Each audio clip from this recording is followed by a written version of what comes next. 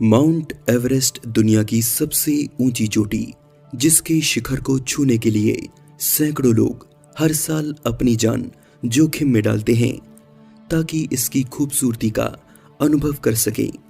लेकिन बेहद खूबसूरत दिखने वाली पहाड़ की ये चोटी डरावनी दंत कथाओं के लिए भी जानी जाती है, जहां हिम मानव से लेकर भूत प्रेतों से जुड़े किस्से इसे और भी ज्यादा खौफनाक बना देते हैं। आइए जानते हैं कुछ ऐसी ही कहानियां जो एवरेस्ट के बेहद रहस्यमय रूप को हमारे सामने लाती हैं।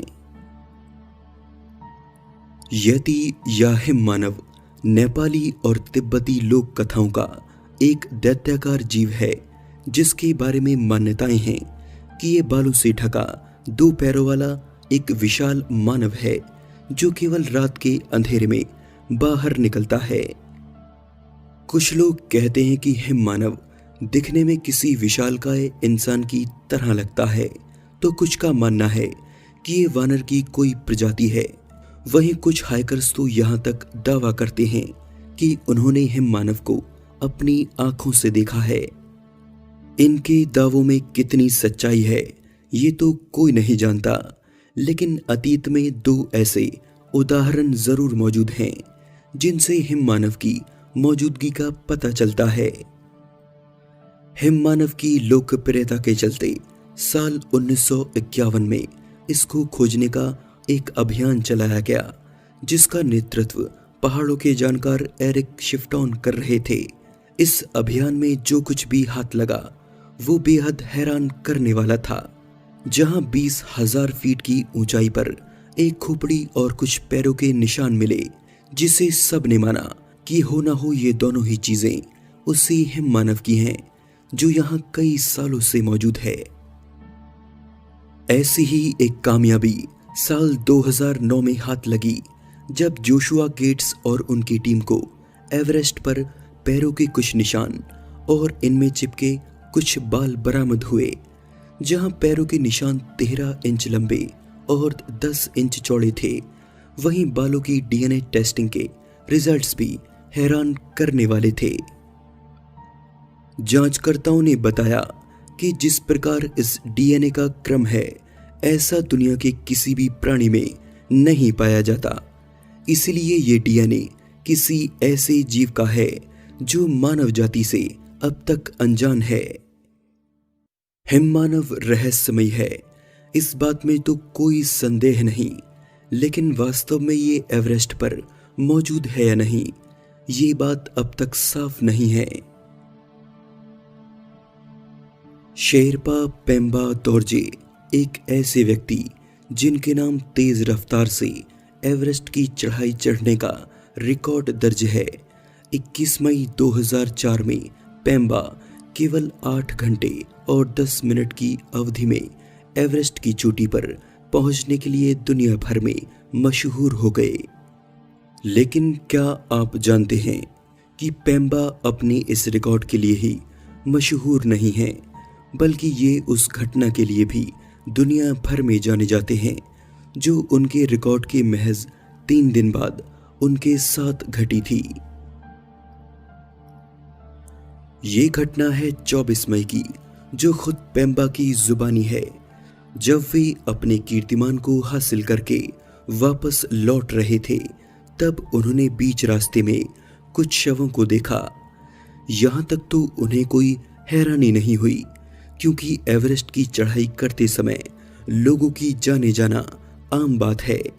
लेकिन उसके बाद जो भी हुआ वो काफी हैरान और परेशान करने वाला था। पेम्बा बताते हैं कि अचानक उन्हें ये महसूस हुआ कि वे कुछ ऐसे लोगों से घिर गए हैं जिनका कोई स्पष्ट आकार नहीं है। इस घबराहट के चलते वे एक पत्थर के पीछे जाकर छिप गए। उन्हें ऐसा लग रहा था मानो कुछ परछाइयां उनकी ओर आ रही हैं। पेम्बा यह भी बताते हैं कि वे परछाइयां अपने हाथ फैलाकर कुछ इस तरह से आगे बढ़ रही थीं, जैसे उन्होंने बरसों से कुछ खाया ना हो और उनसे कुछ खाने के लिए मांग रही हो।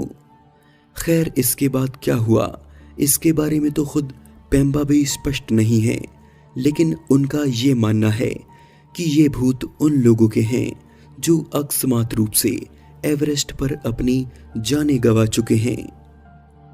वहीं स्थानीय लोगों का भी मानना है कि एवरेस्ट की चोटी पर आत्माओं का वास है और ये आत्माएं उन लोगों की हैं जो चढ़ाई के दौरान हुई दुर्घटनाओं में मारे जाते हैं। एवरेस्ट पर आत्माएं हैं या नहीं ये तो साफ नहीं है, लेकिन इस पर चढ़ने वालों को ये कहानियां काफी हद तक डरा देती हैं।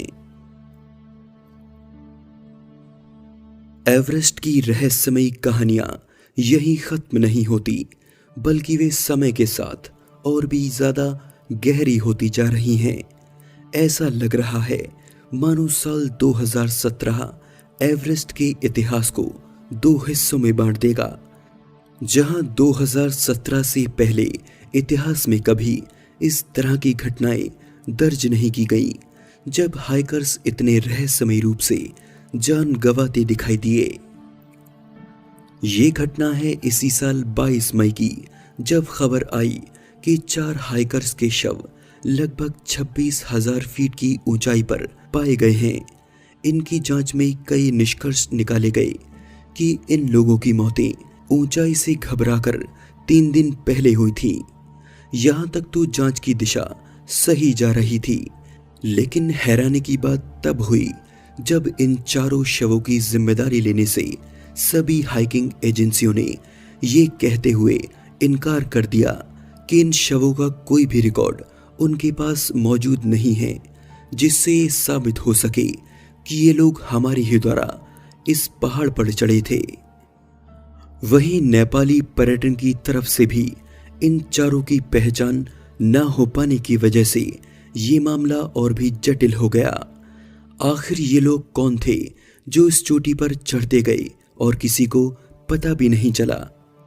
इस घटना की सबसे अजीब बात ये रही कि इसे दुनिया भर की मीडिया में दिखाने के बाद भी अब तक इन शवों पर कोई भी दावा करने नहीं आया है जो ये कह सके कि हम इन लोगों को जानते हैं। तो ये 4 लोग आखिर कौन थे जिनके अस्तित्व का पता किसी को नहीं है? ये सवाल अब तक अनसुलझा ही पड़ा है। दोस्तों, आज के इस एपिसोड में बस इतना ही।